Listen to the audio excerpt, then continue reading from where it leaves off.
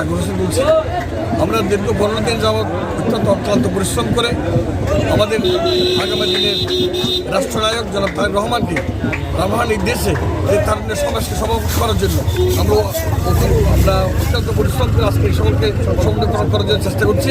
এবং আমরা বলতে চাই আগামী দিনে বাংলাদেশের সফল রাষ্ট্রনায়ক হিসেবে তারেক রহমানকে দেখতে। আসসালামু আলাইকুম। তারুণ্যের সমাবেশ আমরা প্রোগ্রাম মাঠে যুব দল, স্বেচ্ছাসেবক দল, শ্রমিক দল, ছাত্র দল সবাই মিলে এরশাদুল্লাহ ভাইয়ের পক্ষ থেকে এবং চট্টগ্রাম মহানগর সদস্য জাফর ভাইয়ের পক্ষ থেকে আমরা মেশিন নিয়ে সমাবেশে সবাই যোগদান করতেছি। সে মেয়ে চট্টগ্রাম প্রোগ্রাম মাঠে যে সমাবেশ, এই সমাবেশ থেকে জাতির উদ্দেশ্যে আমি বলতেছি আমাদের আগামী রাষ্ট্রনায়ক তারেক জিয়াকে প্রধানমন্ত্রী হিসেবে দেখতে চাই। তারুণ্যের যে সমাবেশ, তারেক রহমান আমাদের বিএনপির ভারপ্রাপ্ত চেয়ারম্যান তারেক রহমানের নির্দেশে যে আজকের চট্টগ্রামের প্রথম তারুণ্যের যে সমাবেশ, এই সমাবেশের মূল কারণটা হচ্ছে যে দীর্ঘ 17 বছর আমরা যে ভোটাধিকার প্রয়োগ করতে পারি নাই, সেই তারুণ্যকে যে বিমুখ করেছে রাজনীতি থেকে তারুণ্যকে ফেরানোর জন্য আজকের এই বিশেষ করে তারুণ্যের সমাবেশ। এই তারুণ্যের সমাবেশ আমাদের বিশাল প্রস্তুতি নিয়ে আমরা মিছিল সহকারে ফলো করার মনে হয়েছে। আমি আগামী রাষ্ট্রনায়ক হিসেবে দেখি, কারণ ওনার মতো যোগ্য নেতৃত্ব এবং যোগ্য এই রাষ্ট্রনায়ক আমার দেখার মতো আর নাই।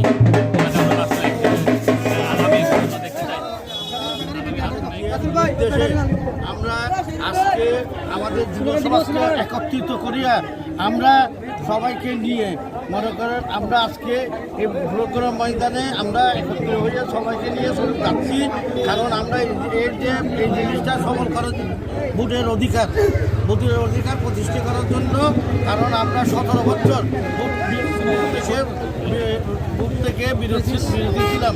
সেজন্য আমরা আজকে এই যে আন্দোলনটা হচ্ছে আগামীতেও আমরা যেমন ওই ধরনের কোনো পদে না পড়ি, সেজন্য আমরা আজকে এই তারুণ্যের সমাবেশটা তারেক রহমান আমাদের রাষ্ট্রনায়ক হিসেবে আমরা দেখতে চাই ওনাকে।